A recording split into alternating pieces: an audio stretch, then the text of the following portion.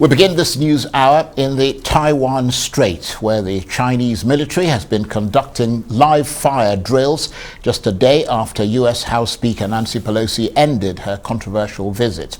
The drills are happening around the island. Taiwan says Chinese naval ships and military aircraft have made several incursions into its territorial waters.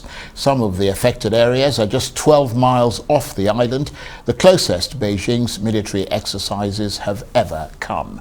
Arise chief correspondent John Cookson reports. China's state broadcaster releases fresh images of missile launches as Beijing holds its largest ever military exercises around Taiwan. At least 11 rockets have been fired towards the Taiwan Straits, a show of Chinese strength and fury over the Pelosi visit.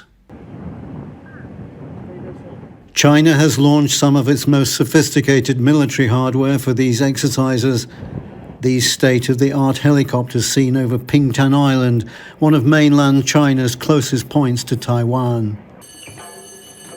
China's also ordered stealth fighters and long-range bombers to get airborne. They can fire short-range ballistic and hypersonic missiles. And Beijing's battleships are also bound for the Chinese self-declared exclusion zones off Taiwan. As this graphic shows, Taiwan is now surrounded as Chinese mock exercises get underway. Some experts believe it could be a dress rehearsal for a full-scale invasion by China, which has threatened repeatedly to retake what it claims is Chinese territory. Beijing's anger boiled over because of a visit to breakaway Taiwan by US House Speaker Nancy Pelosi, the highest-ranking US politician to visit in a quarter of a century. Pelosi, a longtime critic of China's human rights record and anti-democratic rulers, justified the visit by saying it showed America's continuing support for its allies. Chinese Foreign Ministry official Hua Chunying laid the blame for the present crisis on Washington. She said the root cause for the current tension in the Taiwan Strait is that the United States, in disregard of China's strong opposition, condoned the visit to China's Taiwan by the number 3 figure in the US government on a US military plane. Meanwhile, US Secretary of State Blinken fired a broadside back. And I want to emphasize, nothing has changed about our position. And I hope very much that Beijing will not manufacture a crisis or seek a pretext to increase its aggressive military activity.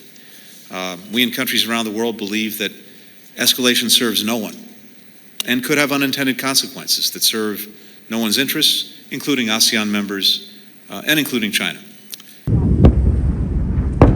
The Chinese response is witnessed today as live fire missiles are seen and heard on the mainland coast being fired in the direction of Taiwan as the war games get underway.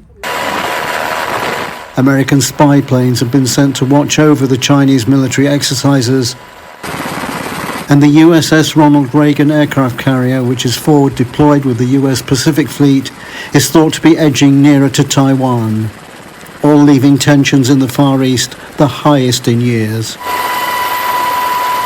John Cookson, Arise News. And John Cookson joins me now for more on this. Good to see you, John. What sort of impact is this military drill having on people in Taiwan? I understand the island is having to reroute a large number of international flights and huge numbers of ships there. Hey Charles, well, strangely enough, all the vox pops and interviews I've seen from Taiwan today, the people not sanguine about it, but they're taking it in their stride because, look, they've lived with this threat for decades now, and the fact that China is conducting military exercises off its coast, albeit closer than ever, doesn't seem to have rattled the Taiwanese people as much as perhaps leaders in the region are feeling right now. Nevertheless, there has been a serious escalation of China's firepower today with live fire exercises and at least 11 rockets fired, and 5 of those landing in the sea off Japan, and an indication that although everything is carefully choreographed, things can go wrong when you start military exercise like this, albeit war games. So that's the big danger. But to answer your question, at the moment, for the moment, Charles, the Taiwanese people seem to be taking it in their stride. And you mentioned the wider sort of region, John, the group ASEAN warning that the growing tensions over Taiwan could spark open conflict in the region. What are they saying? Well, ASEAN, yes, meeting at the moment, foreign ministers meeting in Cambodia, and it's caused tension. What's going on now has caused huge tensions there. Of course, they're concerned about what's going on and the escalation of military activity in that part of the world. And also, they're concerned that they're being asked, in effect, to take sides now. All of them have very close ties with China economically and culturally, and they're embarrassed, if you like, to have to perhaps side with the US in this, depending on your viewpoint about the Pelosi visit. And on top of that, you've got defense treaties with the US and the Philippines, the US and Thailand. You have de facto agreements with countries like Singapore, which is a de facto ally of the United States. So it's all very difficult, and they've been calling today for a de-escalation of tensions and diplomacy. So ASEAN, the ASEAN meeting in Cambodia, in Phnom Penh, in the capital, is not a comfortable place at the moment. And John, it may be early days yet, but is there a changing perception in the corridors of power in the West about whether China is prepared to use force to integrate Taiwan at some point? Look, although the pictures are dramatic and a lot of it's for the Chinese domestic consumption, all these rockets flying in the sky and ships at sea, this is all good propaganda for the Chinese leadership and their people. And I've seen images coming out of Beijing of all this activity on huge screens in cities across China. But the perception seems to be that China has so far exercised a great deal of restraint, but we're only into day one. I mean, these exercises are going on until Sunday. So as long as that happens, then perhaps we'll get to Sunday without anything dramatic actually happening.